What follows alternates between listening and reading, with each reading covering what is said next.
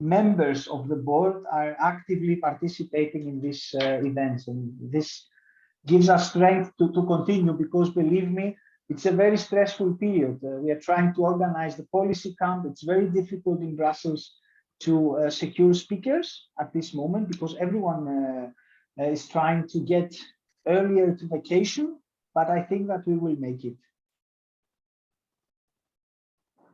So we had the same feeling that everybody is trying to do vacation in June, which was not common anymore. We are avoiding August because all of us during the pandemic, we experienced the crowded places and so on. So it's good. Okay. By saying that, and since I see that we are almost at the number, at the expected number, which is around 40, based also on the registrations that we have, I would first of all like to welcome all of you. As you know, these webinars are part of the policy camp that we are organizing in 3 different phases. Phase number 1 is this introductory 2 days event in order to understand the general policies in education of the European Union. I should say that these events are also addressed to our newer members and also to our staff who are not so experienced, because we are trying to explain how the policy for education, for vocational training and education, but for education in general, is being organized. And at the second phase, we are going to meet from the 11th to the 15th in Brussels. There, through the operational grant that we have secured, it's the second operational grant EVBB has secured, the first one in the last 5 or 6 years. We are able to host up to 20 people, maybe also 25. It depends on the number of participants. We can play a little bit with the budget. We can pay up to 350 for your tickets, and we have already booked the rooms for 20 persons. And we are also able to cover your lunches and dinners for all days. We have also organized a cultural activity. So for those who will be for first time in Brussels, one visit to the Commission, to the European Parliament, it's being organized by Samir on Wednesday evening. And on Thursday, we have planned to go to Bruges because it's not only about knowing new things and start to learn new things, it's also about doing new and learn how Belgium looks like, and we believe that Greece is one of the best activities. For those who will come, we have also secured on Tuesday evening our participation at the CAPME summer party. There we have invited, since EVBB has also the position of the vice presidency at CAPME. CAPME is the overall organization for entrepreneurs, for SMEs, and for chambers.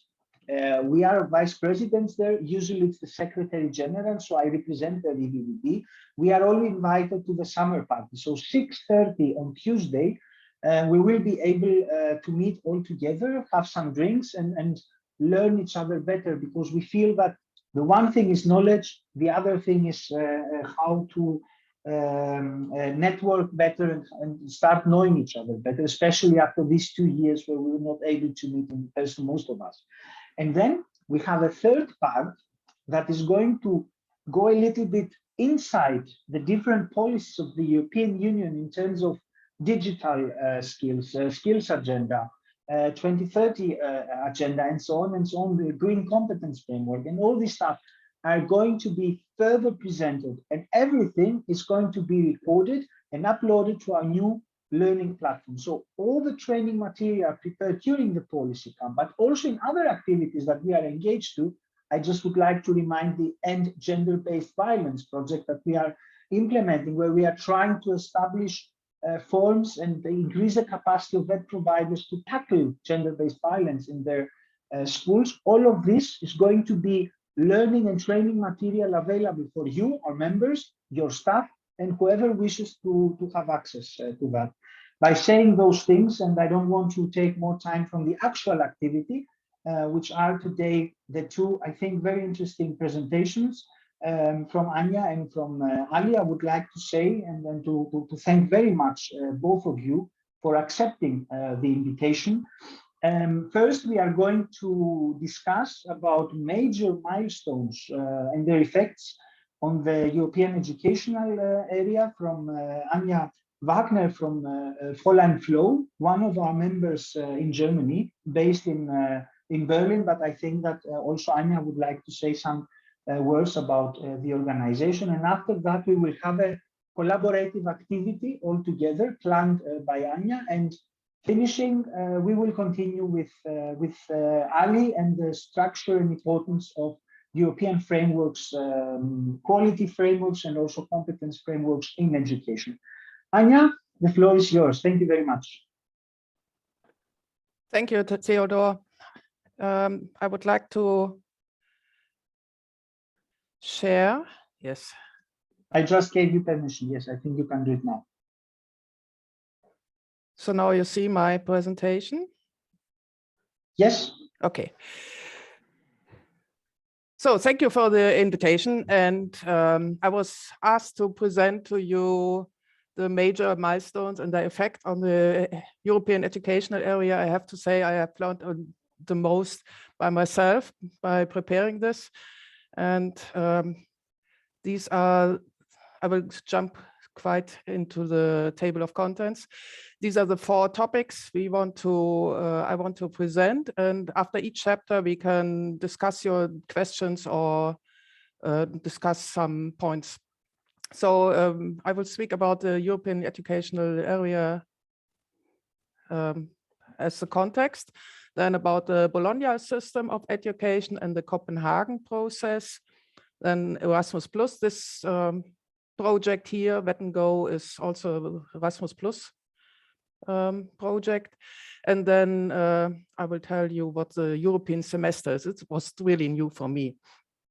So myself, I'm a social scientist. I'm sit in sweetie Berlin at the moment. It's Fräulein Flow. It's a small educational agency. And we support educational providers, institutions, municipalities, politics in the digital transformation. We are doing digital education for more than 25 years now.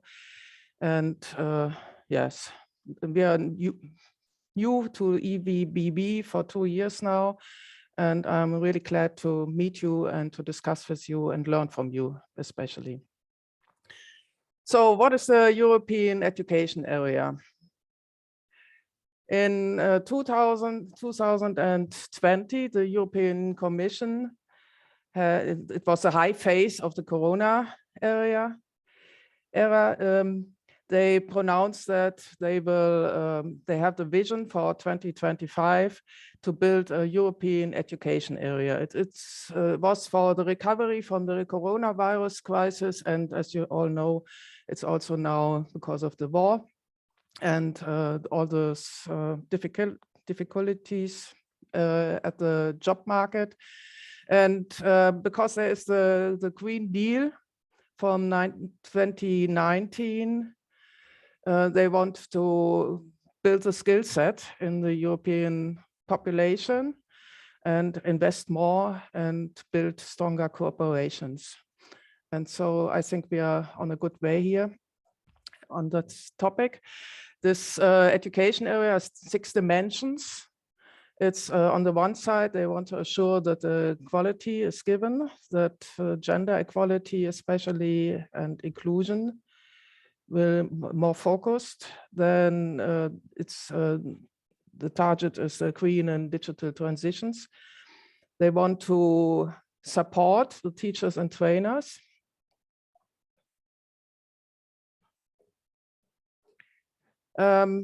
Especially by supporting the higher educational institutions. And there was the 6th dimension, it's the geopolitical dimension, and they want to build a stronger Europe in the world. And I think this is more popular now than before the war.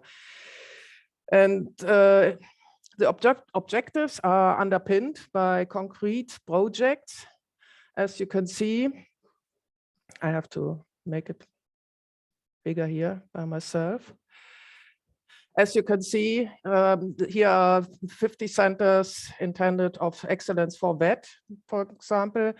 I've read they have leveled it up to 100 centers now. And you can read it by yourself in the learning platform, because I don't want to give to point to every single objective, to every single mean. And but they are really funded. They are thinking a lot. It's a really complex area, and I'm really impressed. But it's also a little bit bureaucratic, as always. They are intended to fill this up with evidence-based numbers, and especially for the VET area, they wanted 60% of all VET students should take part in work-based learning, and at least at the end, at 2025, at least 47% of all adults in the job age should have participated in learning in the previous 12 months. This is always European thinking that has to be formal or non-formal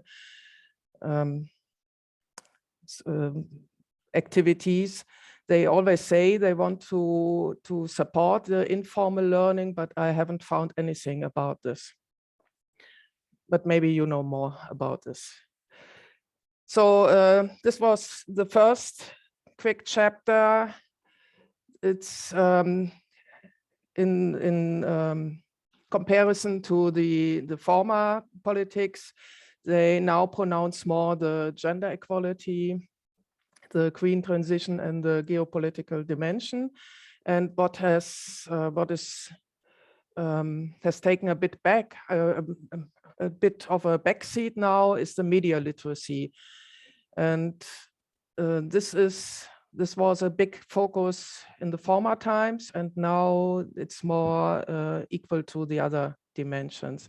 And so I wanted to ask you to think about, why do you think there was a subtle change? I think it's very good to focus less on media literacy, but also it's very important.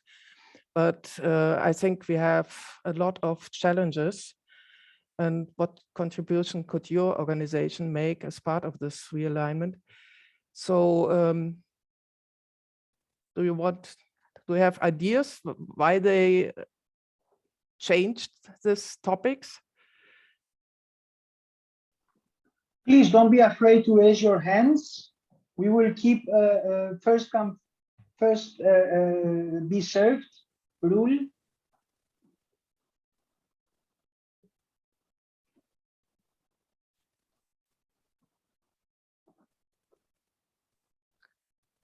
I see we have two hands, two persons who would like to participate. So I will take it as I see it. So if Anna Margarita from Skills Together would like to start with her intervention and answer to this self-reflection question, please.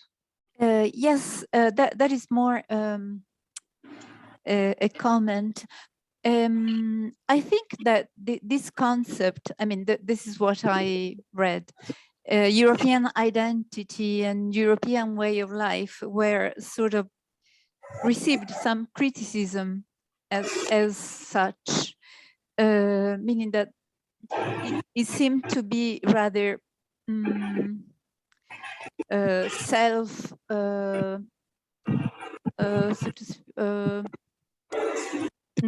self-promoting, I don't know, as if we were better than the others. So it is very difficult to listen. Someone has his also microphone open. So if you could all switch off your microphones. Margarita, Anna Margarita, sorry. if you could try again, please. Because, sorry. I Yes. think at least the last part was very difficult to be understood. If you could kindly repeat it, I'm sorry Yes. for that. I was saying that it seemed that it was quite self-celebrating to have this kind of presentation for Europeans, and so perhaps there was an adjustment there because of this criticism. And as for the media literacy, that is well, it's quite interesting, of course, but perhaps sometimes if media literacy is done in sort of governmental context, it might sort of lead to censorship or something like that. So, of course, it's very important to be made aware and to have a critical view of media, and so that is the direction we should go, I guess. Thank you. I think I also saw the usual suspect. Amato, did you raise your hand? Yes, I did, but I put it down because I always talk, so I wanted to give somebody else a chance. But is there anyone else who would like to answer to this self-reflection tool? At the end, I would also like to add something if Anya allows me. Yeah, for sure.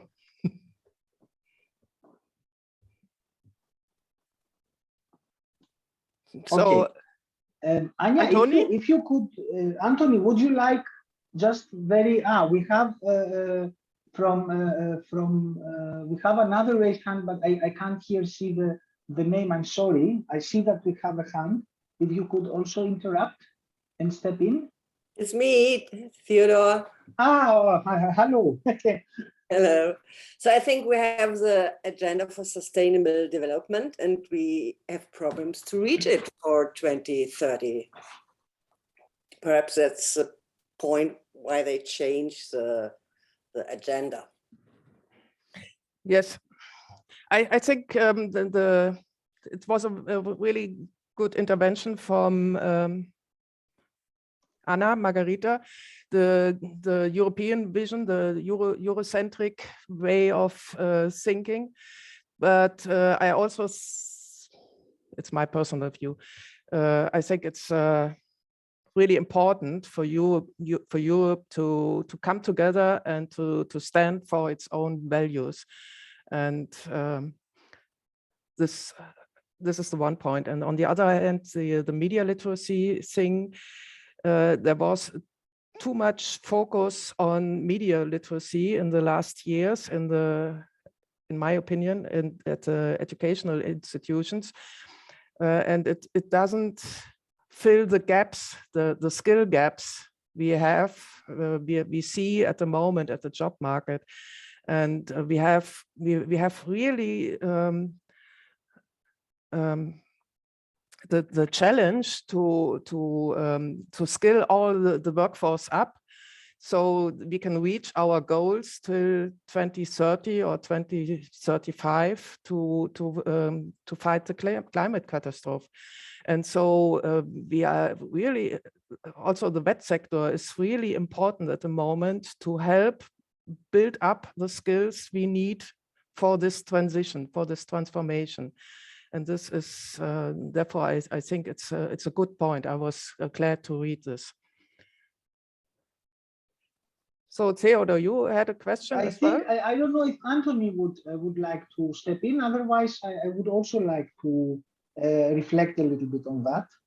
Yes, I would like to say I'm a very cynical political scientist, and I will say the reason because of the change was also a reason because of the change of the discourse of the elections.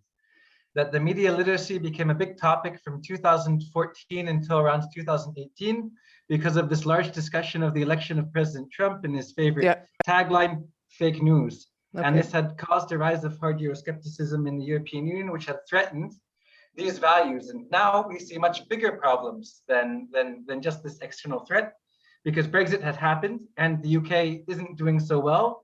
And so this is helping quelling this kind of hard Euroscepticism. And so now we have found that there are bigger fish to fry than just fake news, such as everyone mentioned, the skill gap in the climate catastrophe. Mm. Okay, well, I think that I would rather agree with what has been said until now, and I would put this question aligned to the yesterday's presentation. The change of the agenda at the European Union level usually is happening whenever we are entering a new programming period. So we have switched from the last programming period up to 2020, the new one 2021-2027. This means that there are new challenges. Number one, an example, migration. Third country nationals in every country, we have to include them in our societies.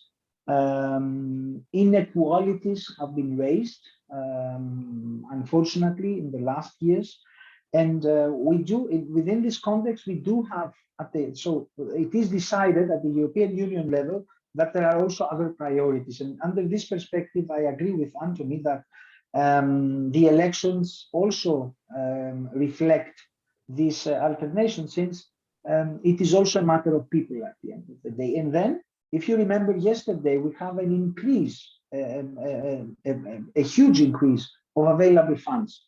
So imagine having now, I don't remember, 17 or 18 billion euros, and suddenly focusing all this amount of money to the same area, which is media literacy. It's useless. It's just putting all your money on one horse. No, you have to diversify in order to be able to contribute to more challenges that the European Union has. And this is the reason, one of the main reasons why we have more sectors where the European Commission is actually looking into now, because we do have the resources to have more areas. So this would be my reflection on the first of the two questions that you have made. Mm. So, Sanchez. Yeah, I have a comment here from yesterday. After our colleague Hans Dalla did a presentation, he said, we were looking at many research that has been happening in the European Union. And he mentioned what we don't have research so far, or we have no framework, is about common values in learning environments. So I'm wondering also very much, because now we have these past perspectives and these new lines of migration, inequality, and our multiculturalism.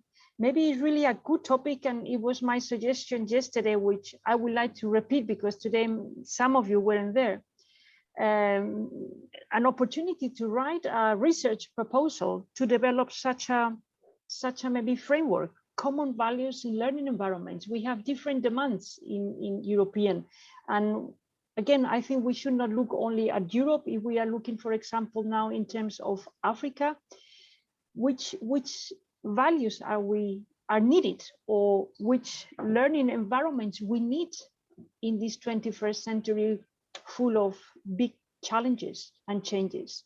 So I leave it here open. Maybe we can discuss when we are together in Brussels, the opportunity to go a little bit further in this point.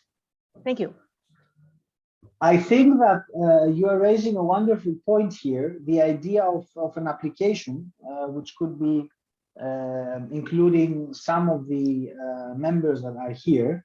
So normally, members should be lined up now, sending you emails. Very interesting. I would like to participate. But in any case, if you need our support, Dolores, you know that you will have it at any case. I know, Taylor. Thank you. And I'm sure you will like to be also on board with such a nice topic. EVBB is always participating when invited. This is what we have decided at the board meetings. That's right. So I will move on. We we will talk about Bologna and Copenhagen. The Bologna process, I think all of you will know about it. It was indicated in 1999, and the European education ministers declared it in Bologna that they would initiate a process to create a European higher education framework. The key objectives were the mobility of students and staff, the employability of graduates, and European dimension. When we have a look at the European higher education area, we see that it's really the whole Europe.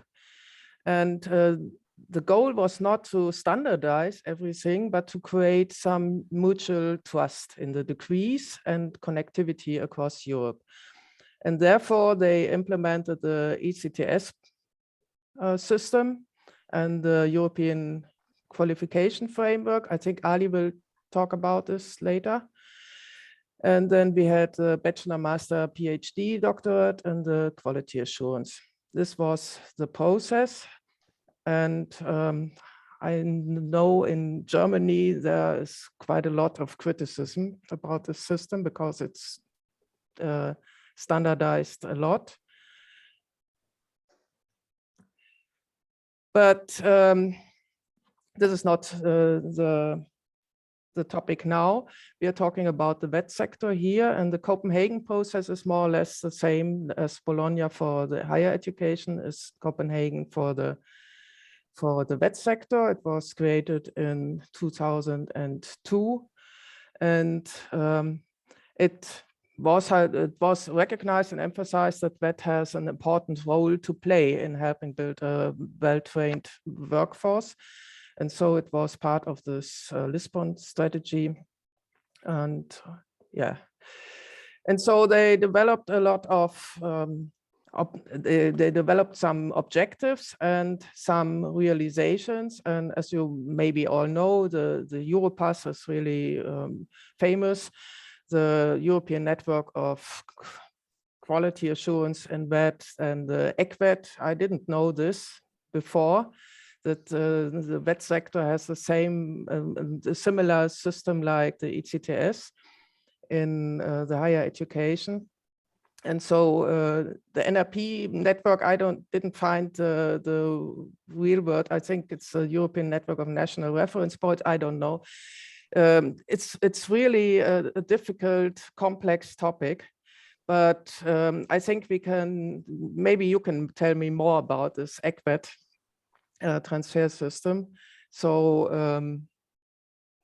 I haven't met this in my career before. That, I think that partially this will be also covered by Ali. Okay. Ali is going to cover the QA in vet, and ECVET at some point is related to ECVET. That's perfect. Yeah. So both of these processes, Bologna and Copenhagen, is that they relate to the European Qualifications framework. This is what Ali will present to you, and it assures the quality and the international comparability. It has really pointed to that the barriers to mobility will slow down, and it's this establishment of these credit transfer systems. So I will looking forward to the presentation of Ali. So in this context, we see the program of Erasmus. It was first implemented in 1987, and it had some iterations during the years, and now it's continuing as Erasmus Plus program, and it's a huge success story, I think, for Europe, because the younger generation in particular have developed a European identity as a result, and now the journey continues. And as you see, the budget really increased a lot, and there's quite a lot of money in the field now, but And as you can see, the most money goes to the education sector. Also, it has to differentiate between the school, higher and vocational education and adult. But it's really a lot of money, and they make it available through various programs, especially key action, the 3 key action pillars. And you have different programs where you can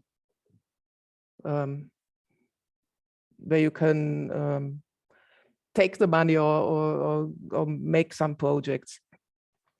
In a nutshell, I think what's special for Erasmus Plus is that it offers here mobility and cooperation opportunities in higher education, vocational education, and training and school education. And on the other side, they try now, especially in this program at the moment, they try to broaden the participants and want to enhance the cooperations between institutions, small and medium enterprises, and everything. And so I think now we can get creative. So this is Erasmus. Maybe I will continue to the, to the next one.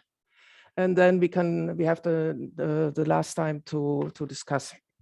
So the European semester is part of the evidence-based policymaking of the European, of the EU. And as you may remember, in the part of the European education area, they had specific goals defined for the VET sector. 60% of the VET students should take part in work-based learning, and at least 47% of all adults should have participated in learning in the previous 12 months. And so how you make sure that this really happens and they progress in the next years. And this is the European semester. It's a framework to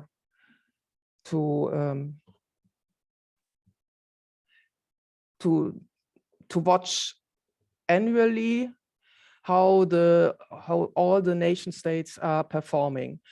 And every year they check the national budget,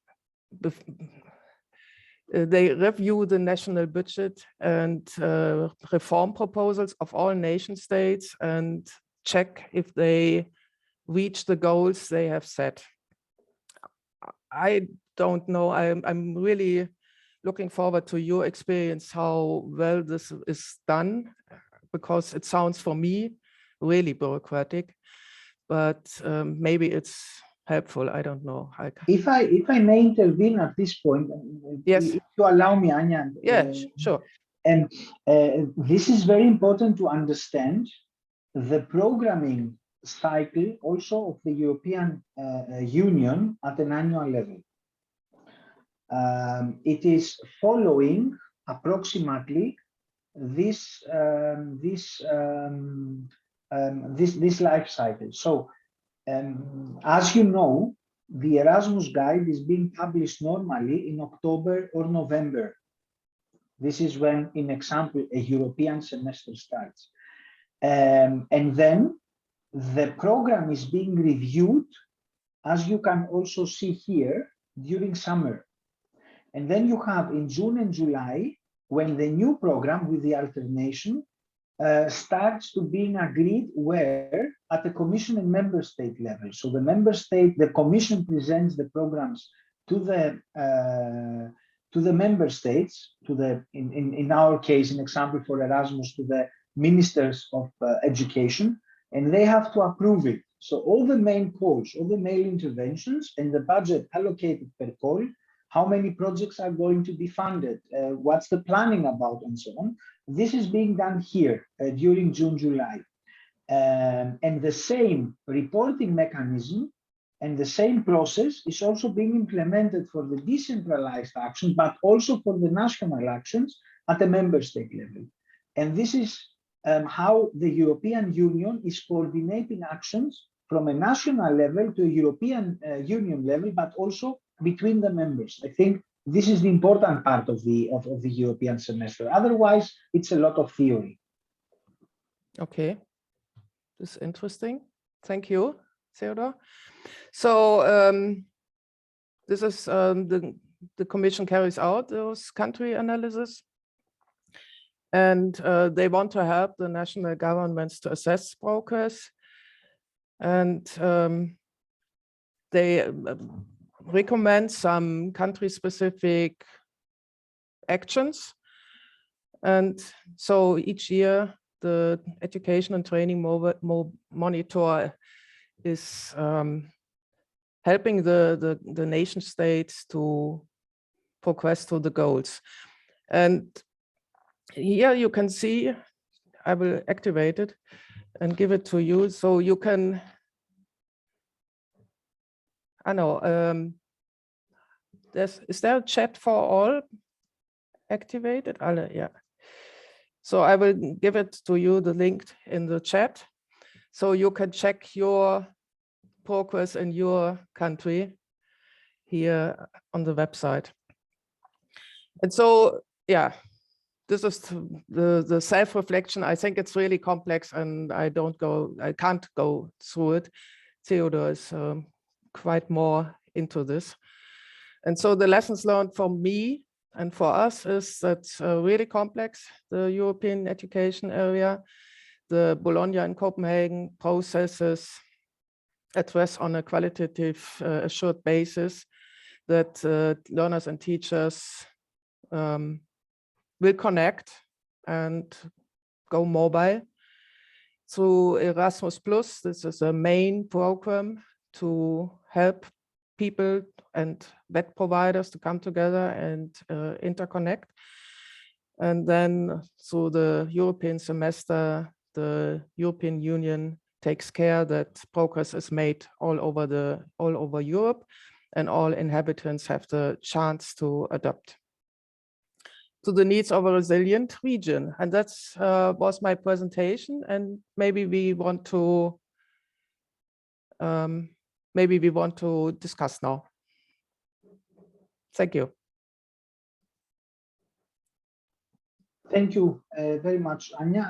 I don't know if we have some hands, some questions raised, because especially the European semester, although it seems complicated, is the heart of the way that decisions are being made, and the training and education policies being designed and implemented at the European and also at the national level. So are there questions that you would like to address now?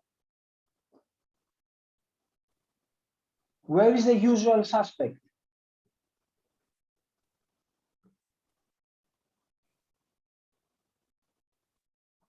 So maybe we can also ask a question, what experiences have you already made in the European education area? Who has funny stories or curious stories or something like this? We have, first of all, if I may interrupt, we have two raised hands at the very last minute. You know, it's when you're doing an. So I think it was first Victoria, and then it is Ali. So I keep this since I had the time to see who was first, who was second. So please, Victoria. Yes, hello everyone. I am Victoria Topalidi, and I wanted to ask something in particular with the Copenhagen process, because as you highlighted, yes, it is a process, but it still needs to be further supported and encouraged, because there are still challenges between the member states, between different organizations. So even if we have a standardized system we have a standardized system available, the reality of the organizations for the encouragement of professionals mobility is a little bit different. And this is actually a comment and also a question. If there are if there is any progress in regards to the participation also of the workforce, of employers, of organizations that represent the employers, in order to support this process, since we are talking about vocational education and training. Thank you. I can answer if you want. Yes, I can't. Okay, first of all, I think I said it also yesterday. When we think, when we listen, we have two processes, okay? We have the Bologna process and then we have the Copenhagen process. The difference between those two processes is that the first one, the Bologna process, has a permanent secretariat which is paid by Erasmus. So we do have people permanently and only working towards the aims, the objectives, and the vision of the Bologna process. This is why we have seen incredible improvements during the last year. When you go to the Copenhagen process, unfortunately, this is not happening. And it is like that. We can discuss a lot of time why this is happening. If you ask me, no one thought about it when they were taking the decision to have a permanent secretariat. And at the European Union, it's like when you take a decision, it stays. It's difficult to take it back. If you don't take it, it's difficult after that to do an evaluation and say, oh, I forgot the secretariat, so I have to put there, let's say, 1 million euros annually. So this is the main reason why we don't have the improvements that we have expected or envisioned at the beginning. But at the end of the day, if you ask me, there are improvements because there are the Erasmus funds and the calls and the projects and the people working in the association, but also in the other stakeholders who have these two, and especially for us, for the vet sector, the Copenhagen process in our mind, in order to proceed with the different objectives. So this would be my answer here. If you are covered, I would like to, or if no one else would like to intervene, we can give also the floor to Ali. Yes, the last 30 years I've been doing European project, but mainly in vet sector. And one of the reasons maybe is that the people who are sitting and making decision, and now I want to be a little bit critical, they have very little understanding what's going on in vet sector. I was in several of the ECAVET Secretariat meetings, and I was amazed that the national reference points came there, and they were not from the vet sector, and they were going to introduce ECAVET in their country. And I said, how are you introducing when you're not from vet sector yourself? So I don't know. I'm a little bit skeptical to those policy reforms which they're doing. And one of the reasons is maybe that it's not people with practical experience from vet sector who are making the decision. This is what I wanted to say. And I can take it a little bit further because this is a provocative statement with which I agree. The same is if you go to the project implementation process, you see that the people applying or the people participating in the projects, whenever it comes to the vet sector, I can understand school, let's say K2 school, but if you discuss about vet projects, I have been in pretty much discussions where the people couldn't even understand the difference between a competence and a skill. And allow us to say that this was one of the reasons that we thought that it would be great to sit down and start discussing a little bit, dismantling the EU policy, which is really complicated for someone who is not all day working in this field, in order also to provide to younger participants, to staff members that we hired, let's say yesterday, to give them the tools and the opportunity to understand at least the basics and not start from zero to look around. That I think this is what we did. We were just searching for documents and then to understand. Let us give them something that we have learned through hours of searching, of Googling, and before that it was not even Googling, so that they maybe be earlier in the position to give us also solutions on that. Ali, if you agree.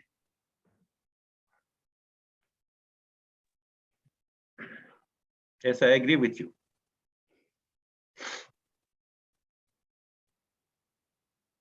Someone else who would like to intervene at this moment?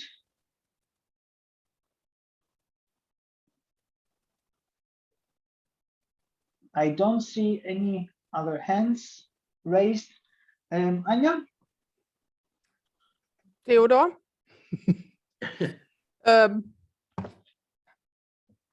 If you are finished, you have to say, because I'm finished. I have one question, but yeah. maybe we can discuss it in Brussels. We are always thinking about what can make the biggest impact on those people, on those inhabitants in Europe who want to level up their skills and but can't find or don't find the best trainings at their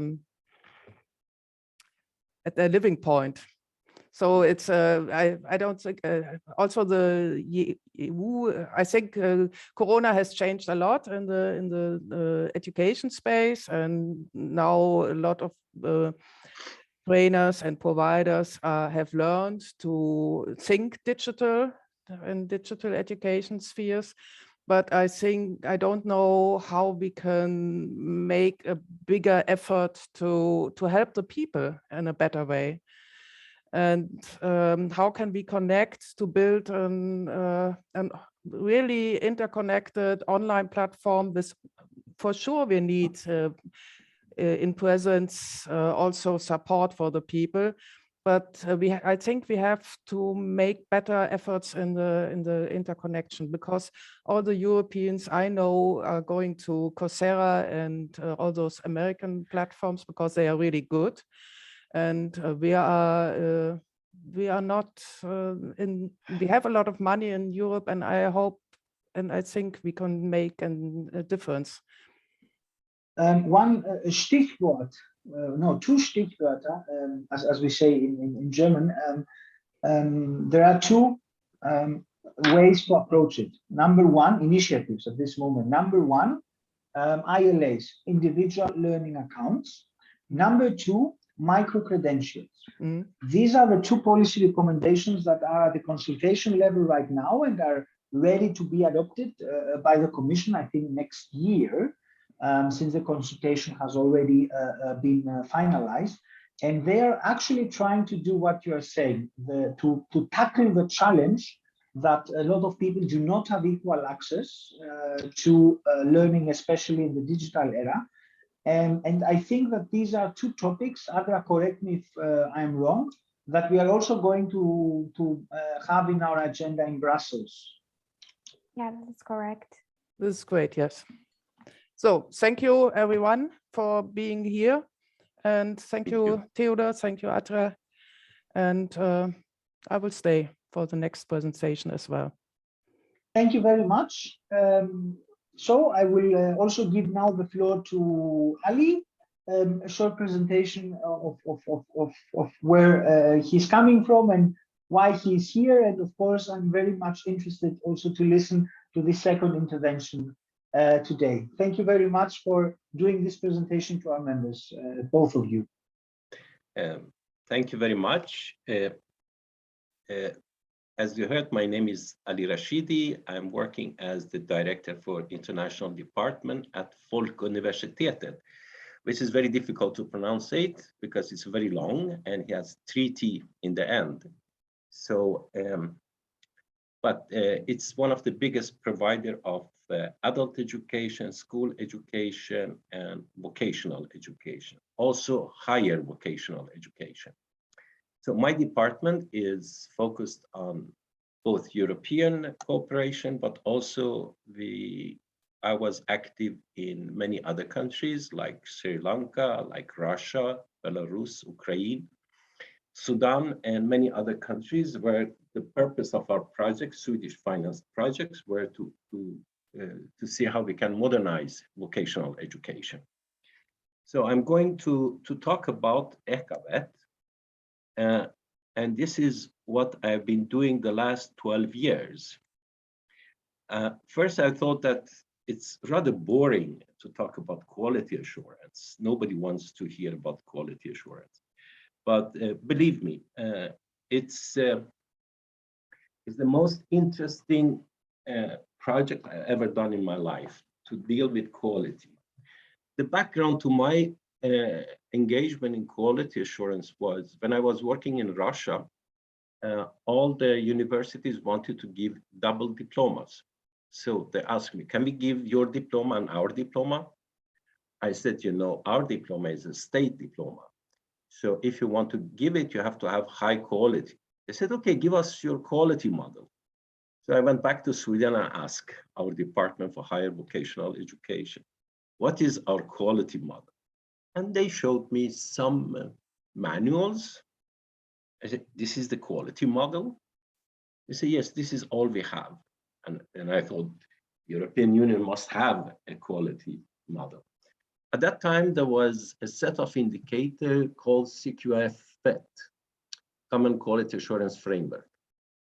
I looked at it and I didn't see how you can apply those indicators. So this was 2009. I started to work with ECAVET to see how can we translate ECAVET indicators to a quality model, a practical quality model for providers. So what I'm going to talk about the ECAVET background, ECAVET indicator, the VET loop, which we developed based on ECAVET indicator, and how do we measure the outcome of it. Anya was talking about the Lisbon, Copenhagen, and the latest one, Bruges communique, and that is actually was the starting point for ECAVET. They started to look how can we increase the quality of VET. And fortunately, I came in contact with one of the experts behind Copenhagen Declaration. And we started to do projects together. I will not go through everything because it's not so important, but what was the intention behind Copenhagen Declaration was that Europe wanted to become the best in the world when it comes to skilled workforce. We are going to be the best. This was the content. And then they tried to develop, how can we become the best in the world? How can we have the best workforce in the world? So 2009, they started to work on ECAVET, and there were three major ambitions. One was to increase transparency and mobility, of course, effective and better VET as a way for inclusion in the society, but also to increase the cooperation between different countries in Europe.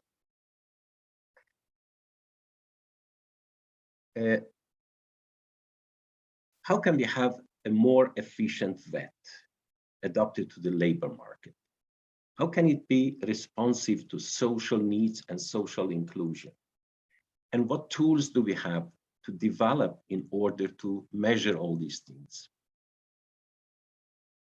So let us first look at the ECAVET indicators. What are the indicators and how they were developed? This is very interesting because if you go back to the Middle Age, how people were trained during, it was different structure in different European countries. If you look at the Middle Age in UK, in France, in Germany, you see that different stakeholders were engage in different way or lack of engagement. And this actually reflects today the different vet system we have in Europe. If you look at the British system or English system, sorry, because the Scottish will not agree with me. If you look at the German system, the dual system, if you look at the Swedish system, they are very different. And then you have Southern Europe, which are very centralized system. And in some of the countries, the ministry decide everything to the point. So there is no room for providers to adapt themselves to the need of local or regional needs. So applying internal quality assurance. We went to something about 150 providers in 12 countries. We asked them, what kind of quality model are you using? They had everything. They had from the most expensive one to something which they developed themselves. But 80% they didn't have any quality model to measure their outcome. Investment in training of teachers and trainers. This is a very difficult indicator because in some countries, they are using practitioner. So when you're using practitioner, you're taking with the edge technology and skills. So you don't need to invest on that. How do we measure these things? Because if you go to the higher vocational education in Sweden, we don't invest in teachers training. So what can we say about Sweden? Is it bad education? This is another thing. Participation rate in vet programs. This is a big problem, not only for Sweden or for the whole Europe, I would say, that the early school leaving in vet is very high. A lot of youngsters, they don't finish their education. This is a big problem. And we have done a lot of projects regarding that to see why young people, they don't fulfill their education. Because traditionally, it has been like this. If you're clever enough, you go to theoretical education at upper secondary school. If you're not clever enough, you go to vocational. But this is starting to change in Europe. How many finish their education? This is very interesting. If you look at the formal qualification, maybe, I mean, if you look at the diploma, maybe not all of them finish with a diploma. But if you look, for example, different on-job training, they maybe go 1 year in the vocational education, then they finish or they leave the education, but they go to a company and finish. So it's very difficult to measure this indicator. Indicator 5 is dealing with placement rate in vet programs. How many of my students finish their education and enter companies for which they were trained for? This is very important. And I personally, I think this is one of the most important indicators in the set of the 10. And how satisfied they are with the education. I mean, they finish the vet program, they enter the company, are the company satisfied with them, with their skill they got through the education? So I would say the most important indicators are 5 and 6. If we can operationalize these two indicators, we can approach a type of measurement of the vet outcome. And I will come back to that. Unemployment rate, this is, I don't know why they included this in the quality assurance, but it seems that somebody suggested it and they put it inside, but it has no bearings on the quality. Of course, prevalence of vulnerable groups. This is something they're working very hard now, especially with gender and occupation, because some occupation are mainly women are going to, and some occupation mainly men. And I know that some of the sectoral organizations in Europe, they have started different projects to raise the number of women, for example, in construction sector, in electrician sector, and so on. This is very interesting. How do we identify the training needs in the labor market? Do you know how you do it in your country? It's very interesting because if you look at the Swedish system, for example, they have the public employment services have developed a very sophisticated mathematical model, but the vet agency doesn't use that. They have their own system. So, and if you go to Netherlands, for example, you go to Germany, you have different kind of models for how do you make a prognosis regarding the needs in different sectors. And access to vet. This is very important, but I would say after working so many years with vet, I would say it's more a rural versus city question, because those who are living in rural area, they don't have access to all kinds of vet education. So 2009, we started to develop it and to operationalize the 10 indicator. The result of the first project was a model consisting of 75 pages and with 10 indexes, about 20 pages. And I gave it to administrators in 10 countries. Most of them, they didn't read it even. Do you know why? Because they didn't have time. You expect me to put my time and read all these pages and understand it and then trying to test it.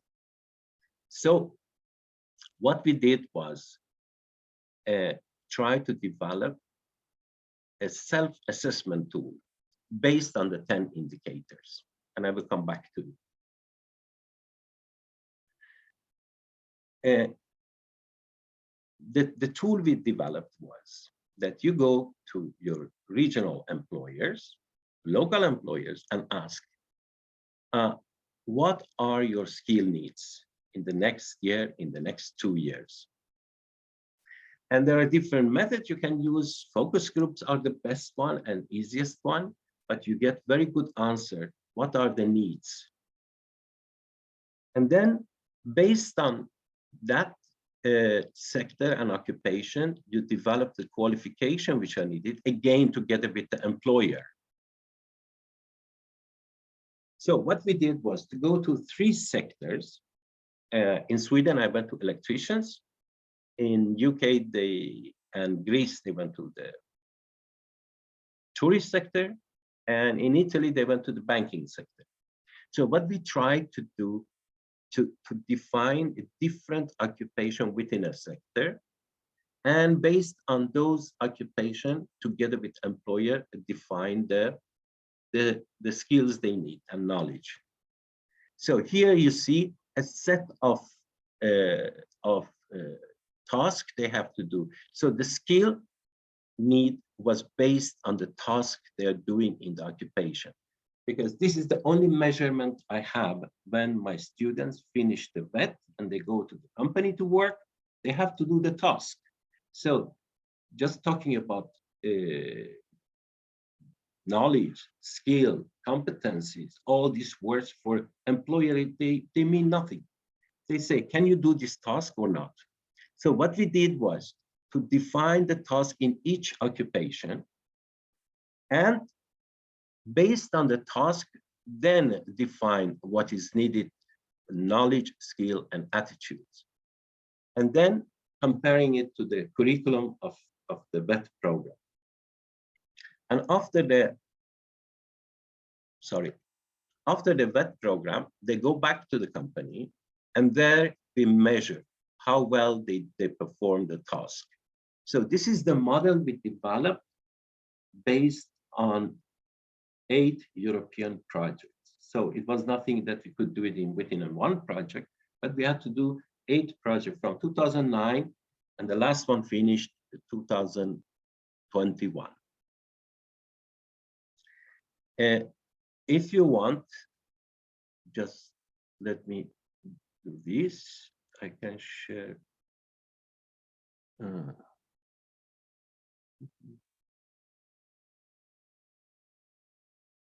So, and this is the project which describes the loop, how you do a sector map, how you do a job profile, establishing quantity, assessing quality, organizing dialogue, and assuring relevance of your VET program.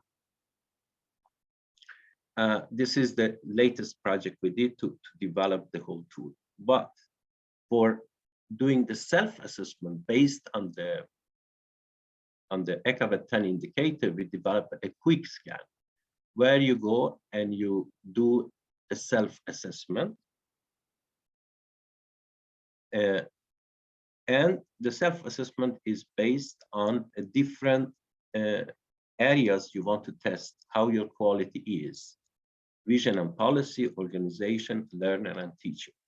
This is for the process of education inside the VET institution. And when you have chosen the areas, then you can answer to the statement if you're doing this or not doing it. And after doing that, you will get a spider graph. And the spider graph shows in which area you have good quality, in which area you need to improve your quality. So these are the 2 tools we have developed after 11 years. It took really long time to develop. One thing I want to say was that when we started with this process, whatever we did, one partner said, oh, but we cannot do this in Spain. Or we cannot do that in Italy. Or we cannot do that in Greece. So for us, it was very important to take away all these bureaucratic things and just look at the process itself. And the process is the same. I mean, how many people you need in the tourist sector in Greece? What kind of qualification they should have? How are you going to organize education which give them those qualifications? And then after the education, are you measuring? Are they performing the task in their job in a good way? So this process is the same in all countries, actually. And this is what we have been focusing on and not paying attention to differences between, because VET structure in different countries is so different. So, but the result should be the same. I mean, we should give the employers qualified people. This is the whole purpose of VET. So I will stop here. So if you have questions, I would be very happy to try to answer them.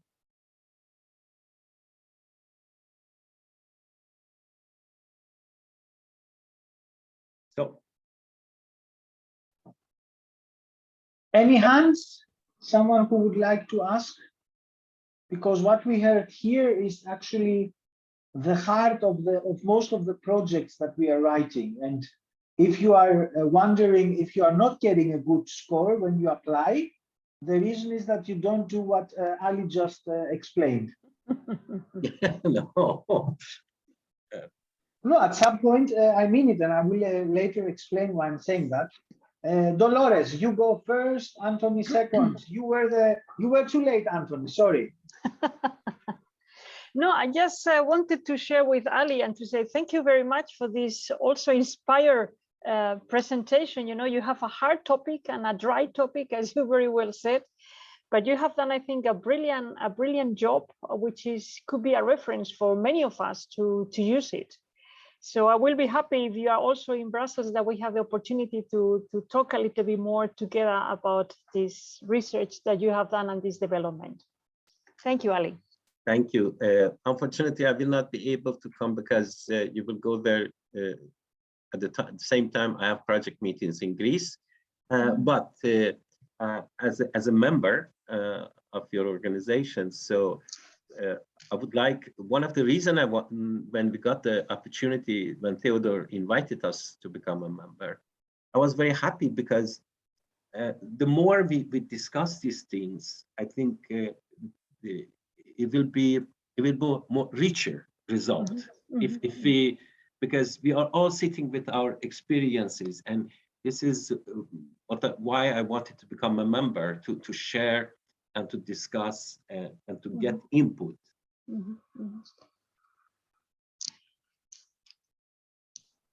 Anthony. Yes, I would like to thank you for your presentation. It is a shame that we won't get to see you in Brussels, of course, but there will be other chances, I bet, in the future. And so thank you for your presentation, because I had a look in the presentation beforehand, and I have to say that your presentation of it very much illustrated these points.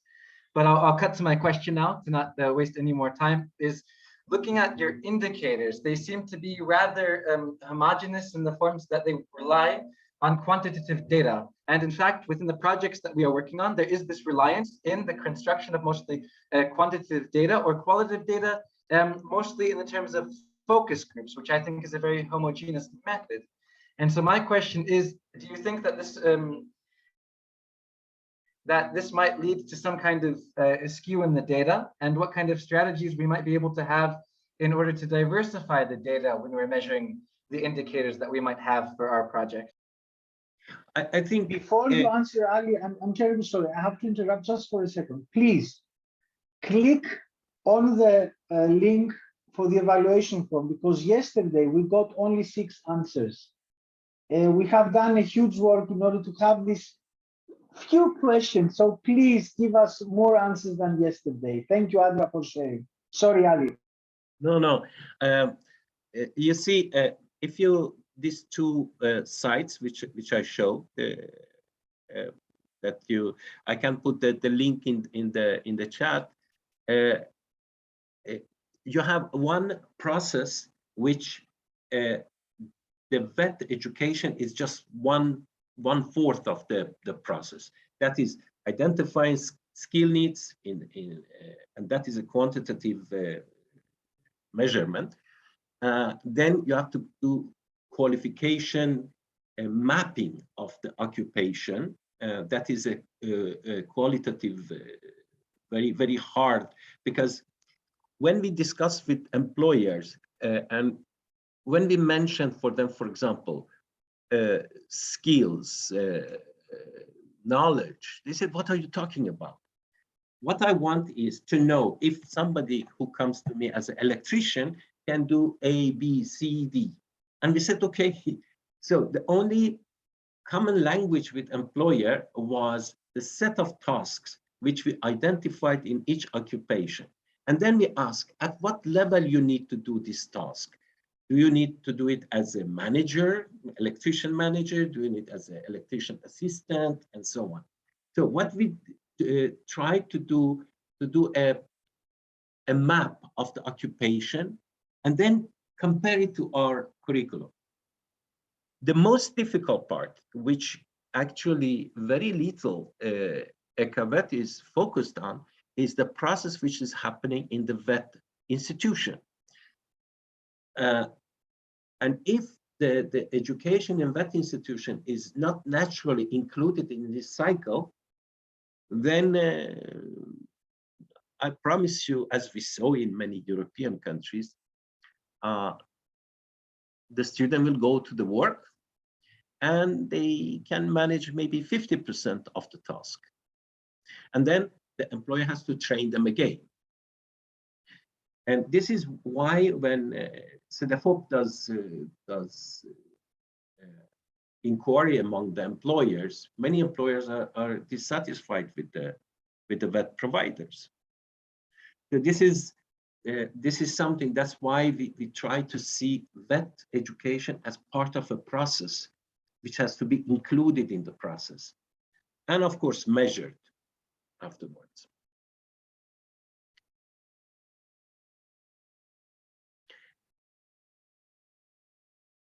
Anna Margarita, if you're so kind.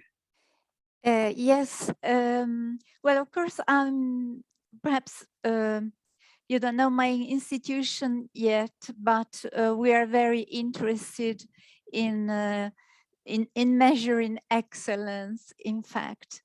And this is why I'm very interested in in your initiative. And so I'm wondering, is there a way to find your results, your process, to study it more in depth? Can you give me some references?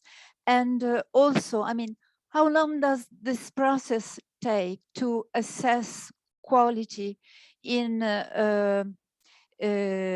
employers? And is there also a matching process? I mean, do you somehow match demand from employers and offer from employees somehow? So as I said, I'm very interested in the details. So if you could give me some references, I would be really grateful. Okay, if you look at the chat, the first link is when you do a quality assessment in your own vet school or vet institution. This is what I said about the spider graph.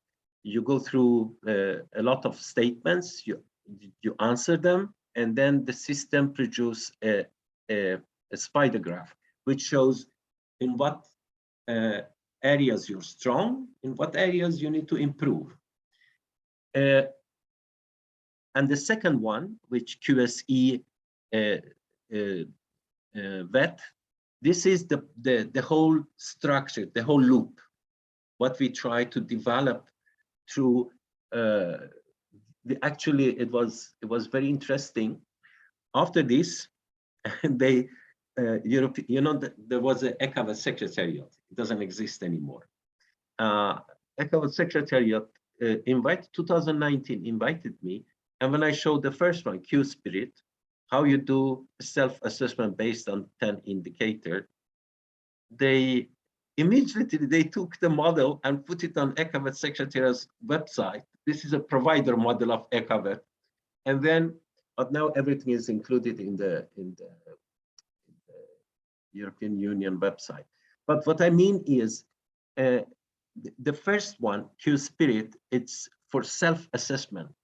And one thing I suggest to you,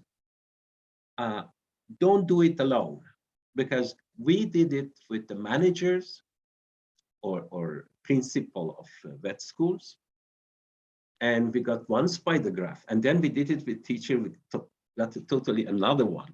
So I suggest that you sit as a group of colleagues, and each question you discuss. What do you think? Do we have this or not?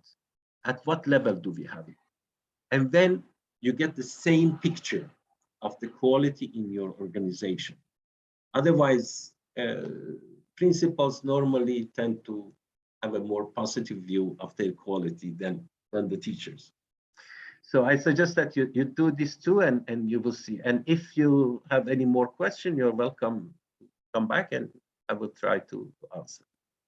Thank you. And I mean, is it possible to reach you by email, or you are leaving a contact? Yes, I can write my email in the great chat. Yes, because as I said, that is really what we are focusing on.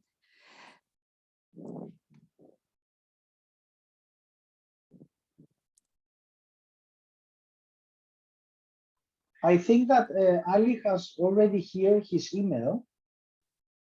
Sorry? I think because you asked Anna Margarita about contacting Ali. Ali has shared. You can see his email on the name of Ali. Okay. I wrote it anyway in the chat. Yeah. Perfect. For some reason, we do not see. At least I do not see what you write in the chat. Maybe you are writing to. No, neither do I actually. It's going to. Oh, sorry. So maybe if I think Adra is receiving it, also the other two. Yeah. I will. If you could also share the other, yeah, would be great. So now you can see it, huh? Yes, perfect. Thank you. I would just like to add that also under EVBB, we have implemented the BQual project, which was also focusing on measuring quality in specific areas. One of them was the work-based learning area. So first of all, I would like to thank Ali for the presentation, because the ECAVET indicators are something that we should have in our mind when we are discussing about quality assurance feedback loops. On the other hand, we have seen mainly the application of the DACUM methodology when trying to align skills and competences to most of the indicators that we have under ECAVET. So it is very important to understand the job and to start discussing what a job comprises of, and then go step back and see if we are doing it in a quality way, if we are designed and delivering our training programs in a quality way. I fully understand, Ali, and I agree with you that we should never do it alone. These are reference points, and if we don't have a pool of people discussing, unfortunately, we are just mirroring at ourselves. So what's the reason to say if we are beautiful or not beautiful, if we are good or not good? So I also agree with your opinion on this issue. And the other thing is that, and now some criticism, not on Ali, but on ECAVET, it's rather old, especially if you look into the indicators and you look what we are doing today. And there, I think excellence is coming on board, and the indicators for excellence could be also something we should discuss. But in example, how are these indicators applicable when we go to online training? How are these indicators applicable when we go to the application of apprenticeships in some countries? How are these indicators applicable when we are in this new environment? So I think, and of course it's not your fault, it's mainly, I agree with you, that the fact that we have also people working on the issue that are not very relevant with the issue, that we are not renewing maybe the indicators at the level and pace that we would like to see. But I would really like to hear your opinion on that. I see that you grabbed the opportunity and raised your hand immediately. So please, the floor is yours. Yeah, no, I just wanted to tell you, Theodor, you're right. That's why the first 4 years, from 2009 to I can say 2014 or maybe even 15, what we did was we had a huge partnership. I think we had in each project, there were some projects which we wrote two proposals, but they were the same project because we wanted to test it in so many countries. When we showed the 10 indicators to providers, they said, "What is this? This has nothing to do with my education." So what we did was to break it down to aspects which the provider thinks are important when it comes to quality. And then we went to employer, and then we went to the authorities for that. So we tried to translate them to a language which is operational, which can be used. And another thing which I wanted also to add, which is very important, during this 12, 13 years, I've seen a lot of quality assurance projects. If you develop a tool or a method or whatever, if it's complicated, people will not use it. Quality is just maybe 5% of your working time you have to engage yourself for quality. That's why it should be practical, operational, to the point. So I can sit with my colleagues, half a day, discuss quality. That's all I have, because I ask the teachers, they don't have the time to sit and days discuss something or to go through something complicated. So don't develop complicated things. It should be like IKEA, very simple. Thank you. Any other questions, or could I make another one? Don't be shy. It may be a little bit more technical, but I think that here is the beauty of what we are doing as vet providers. at the end of the day. So I would like to mention the following. We do have indicators that we need to apply in order to see if we are delivering something at a good quality. And then comes the question. You already mentioned that there are vet providers that say I'm not doing it, but then I do have large vet providers with thousands of students, or maybe thousands of employees at the end of the day. And when I apply their indicators, it costs a lot of money and resources. You need a lot of resources to go through the system and make the questions. And on the other hand, if I'm a smaller one, I may do it in one day without asking anyone. I do it alone because it's just me and another 5 or 10 teachers in the one building that I have. Or at the end of the day, I may be in a different geographical context where some of these indicators may really not be applicable. So how do you feel we should deal with these challenges that we have under ECAVET? If you go to the quick scan, which I send the link to you, Q-Spirit, where the quick scan is, this is made independent of the size of you can do it alone, you can do it with a group, you can do it with 2 teachers, you can do it with 10 teachers together. The reason I said that you should not do it alone is because to answer at what level you're doing this statement, for example, I have a response system for the students who have difficulties, for example. I do it a little, I do it a lot, and so on. There can be different opinion in the same school. So that's why we came to the conclusion it's very good if it's minimum 2 or 3 persons doing the test. But you don't need to gather the whole staff to do it. And they can do it even if they want to do it alone. They can do it anytime they want because it's online. It's just a tool. But the good thing is it gives a direction. When we developed this, we didn't want to give a ready answer to everybody. How you should increase your quality regarding that, because the resources are different in different vet schools. Some vet schools have a lot of resources, some vet schools have very little resources, some are big, some are small.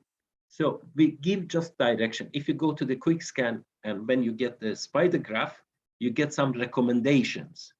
And those recommendations is just showing a pathway. Thank you. I don't know if we have other questions or interventions that you would like to make. I will give you a second to reflect. And I would also like to remind you to please today fill in the forms. Just 6 answers is not good for our group. We need feedback from you in order to organize everything better when we organize the next event. So we need this feedback. So if we don't have other questions, maybe we could do a quick family picture all together. If you could kindly open the cameras, it would be really great. Just to have a short. Yeah. Before I finish, I just wanted to thank you very much for inviting me to this meeting. And it was a pleasure to meet all of you. And I look forward to see you next time, whether it's in Europe or you come to Sweden. We will see. But thank you very much for your time. So if it's possible, as many of you to open the cameras just for a second.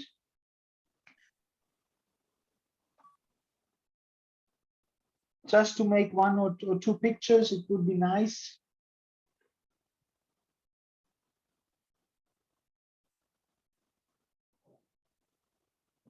I give you just 1 second to make your hair. I don't have these problems with my head to appear a little bit, yeah, not like me. Okay, so maybe Adra, you could also try to make 1 or 2 pictures, and we will see at the end who has done the best job. Okay. So Thank you very much to all Thank of you. you. See you in Thank you. Brussels, most of you, and during our next activities, the rest. Thank you. Thank you. See you Thank soon you. then. Thank you for Bye-bye. being here. Bye. Thank you. Thank you. Bye. Thank Bye. you. Bye-bye. Thank you. Bye. Bye bye. Bye.